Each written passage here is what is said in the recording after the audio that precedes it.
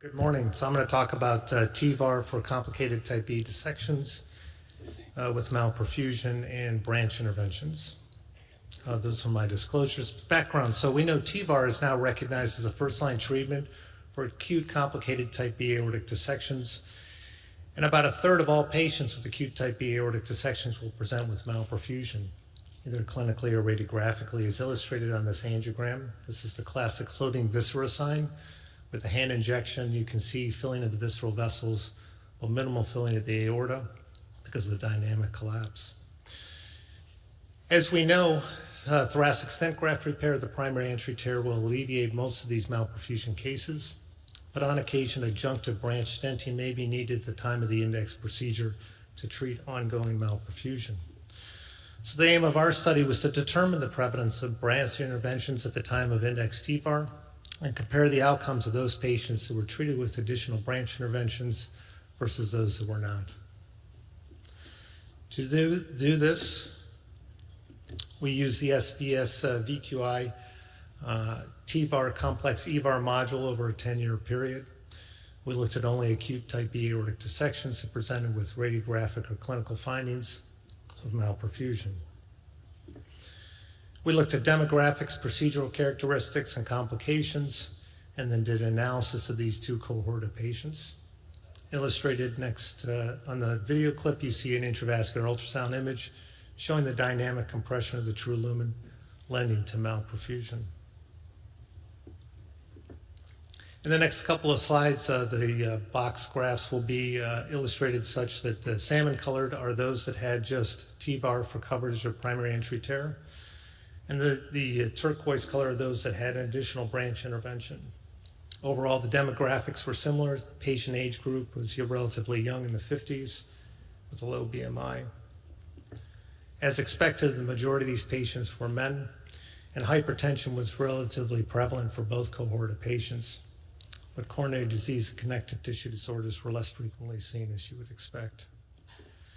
The vascular beds that were involved with malperfusion, over 50% were in the renal vascular bed, some in the lower extremity, 42% into the intestinal bed, and a smaller proportion of patients had spinal cord ischemia, and some patients had malperfusion in more than one vascular bed.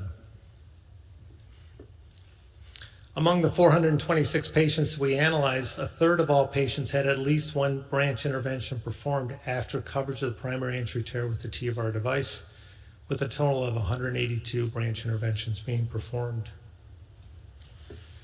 Fortunately, the majority of these were managed through endovascular techniques, with nearly 80% of all treatment for ongoing malperfusion being remedied with either stent or stent grafts to the branch vessels, and smaller other adjunctive branch interventions were performed.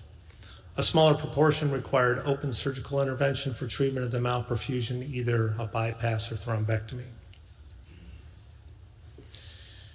As we know, the characteristics of dissection frequently involves the left renal artery, and not surprisingly, the left renal artery was the most frequently treated with branch interventions, followed by superior mesenteric, iliac, and then right renal and celiac.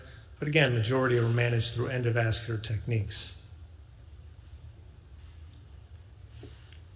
As you would expect with these additional interventions, there's an increased procedural time, fluoroscopy, and contrast administration between the cohort of patients. But surprisingly, this did not impact the outcomes. Looking at the 30-day mortality, overall mortality was about 15%, and no difference between those treated with and without branch interventions. Reintervention rate was about 20%, and again, there was no difference between the two patient cohorts. If you look at any complications, so you include access site, cardiac, respiratory, and other complications, it was nearly 50%, similar between both cohorts. But if you look at serious complications such as stroke, renal and visceral malperfusion or ischemia, it was roughly about 10% and not different between the two cohort of patients. Long-term or short-term outcome at 3 years was similar between both groups. So what we found is a third of all patients required some form of branch intervention, but this did not impact the 30-day outcomes and in-hospital reintervention rates. And the additional complexity does not predispose to inferior outcomes. Thank you.